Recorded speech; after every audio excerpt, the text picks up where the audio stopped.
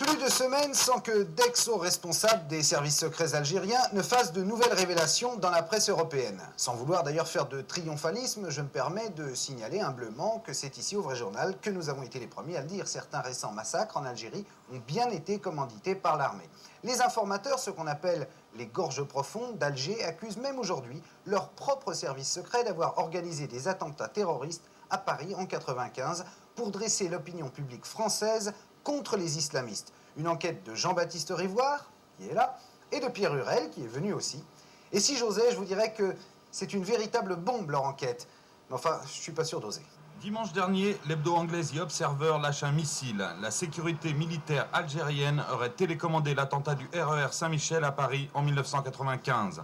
Le journaliste qui a sorti l'info, c'est lui, John Sweeney, spécialiste de l'Algérie. Il a été contacté par un homme se présentant comme un haut responsable des services secrets algériens.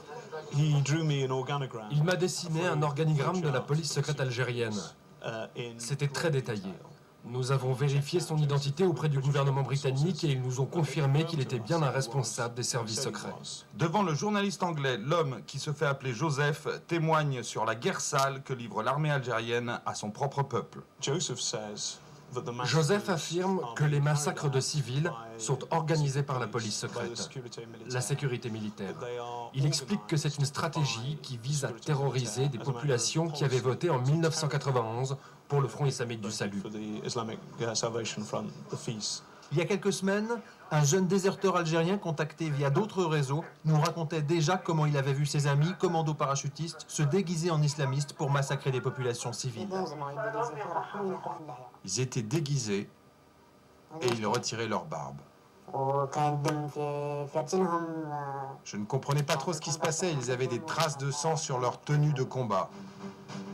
3 semaines avant ses déclarations à l'Observer, Joseph, notre agent secret algérien, témoignait déjà sous un autre pseudonyme dans l'émission phare de la principale télé du Golfe. Je suis effectivement connu des services de renseignement algériens. J'en faisais partie. Et c'est le général Smaïn Lamari qui est derrière tout cela. Et ça, tout le monde le sait en Algérie. Dans l'Observer, Joseph accuse aussi un député français, ancien chef des services secrets et proche de l'Algérie, d'avoir reçu 500 000 francs de pots de vin pour œuvrer en faveur des militaires algériens. Yves Bonnet, député de la Manche jusqu'à juin dernier, s'est reconnu dans ce portrait et porte plainte. Il peut m'arriver d'accompagner des chefs d'entreprise français allant en Algérie et de leur permettre de rencontrer au niveau ministériel, je dis bien au niveau ministériel, pas au niveau des affaires, des personnes qui ont un certain pouvoir de décision. J'ai une morale, j'ai une déontologie, je n'ai jamais touché un centime de qui que ce soit. Yves Bonnet dément, soit. Mais à en croire l'ancien numéro 2 de l'ambassade d'Algérie en Libye, aujourd'hui réfugié en Europe, acheter des journalistes ou des députés est une pratique courante des ambassades algériennes. Il y en a pas mal de journalistes, surtout. Aussi parfois des hommes politiques, des députés, pour faire le lobbying. On les paye, on les achète. Vous savez qu'on a toujours des gens qui ont des prix, hein. Mais l'accusation la plus grave, publiée dans l'Observer, concerne les bombes de Paris.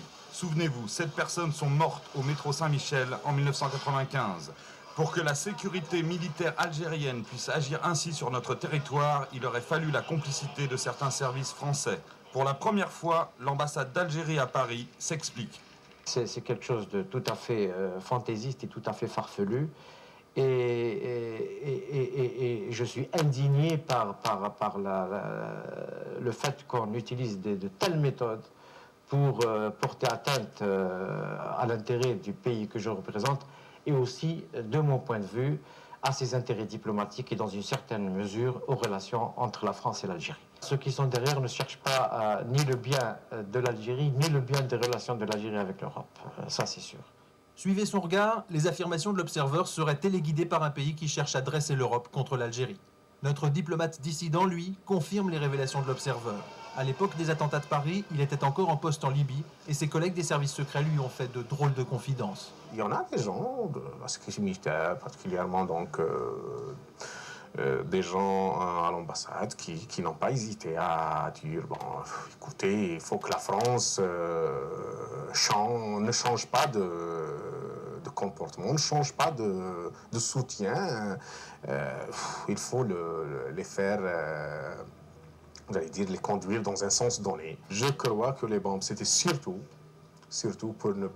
pour que la France ne change pas de position, ne change pas de ce soutien aussi précieux et inconditionnel pour le régime algérien. Alors, révélation ou manipulation? Selon nos sources, les services secrets français confirment que Joseph est bien celui qu'il prétend être, mais s'étonnent que cet informateur anonyme, exilé à Londres depuis 2 ans, ne parle qu'aujourd'hui. Au ministère de l'Intérieur, on ne fait pas de commentaires. Zone d'ombre, service, dossier noir, les relations franco-algériennes ont besoin de lumière.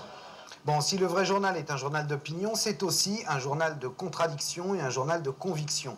Là, ce qui est étonnant, c'est que vous partez ensemble faire le reportage et que quand vous revenez, vous n'êtes pas d'accord. Donc c'est l'occasion de faire un débat et le sort te désigne. Jean-Baptiste, toi, tu es plutôt partisan de la thèse qui dit que ce sont les services secrets algériens qui ont placé des bombes à Paris en 95.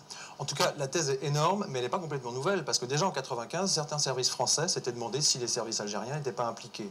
Alors, bon, c'est troublant. En plus, nous, on a trouvé quand même un diplomate algérien, un ancien diplomate algérien à Londres, qui témoigne à visage découvert et qui confirme les propos de l'Observer, en assumant avec son nom, etc. Donc, moi, je trouve ça troublant. En fait, c'est exactement ce que je viens de dire, Jean-Baptiste. C'est le fait que les services français, sur notre territoire, ils savent tout, et surtout avec la sécurité militaire algérienne, avec qui ils travaillent main dans la main. Et j'arrive pas à croire, je peux pas penser que nos propres agents aient pu tolérer qu'on assassine comme ça des civils au hasard dans un métro à Paris. Et quand l'ambassadeur d'Algérie dit qu'il y a peut-être une puissance étrangère qui verrait d'un bon œil... Je veux pas passer pour pro l'ambassade d'Algérie, c'est pas ça, mais c'est une thèse qui tient debout.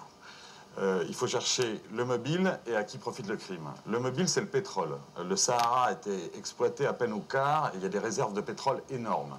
Qui est-ce qui a envie de ce pétrole? Les États-Unis. Ils ont déjà l'Arabie Saoudite où ils ont un petit régime islamiste qui le contrôle et qui leur donne tout le pétrole.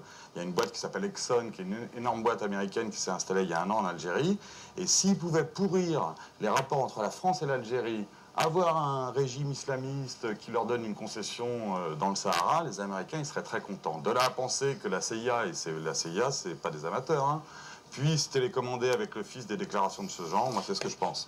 Mais ça c'est vrai que ça peut arranger les Américains. Mais ça ne veut pas forcément dire que l'Observer se plante. Ça ne veut pas forcément dire qu'il se plante. Souviens-toi, en 95, Jean-Louis Debré, après les attentats, il fait une déclaration en disant « Toutes les hypothèses sont ouvertes, y compris éventuellement que ce soit les services secrets algériens ». Et puis juste après, il dément. Enfin, il a quand même dit, ce qui veut dire qu'en haut lieu, dans le gouvernement français, on s'est posé au moins à une époque la question de savoir si c'était pas vrai.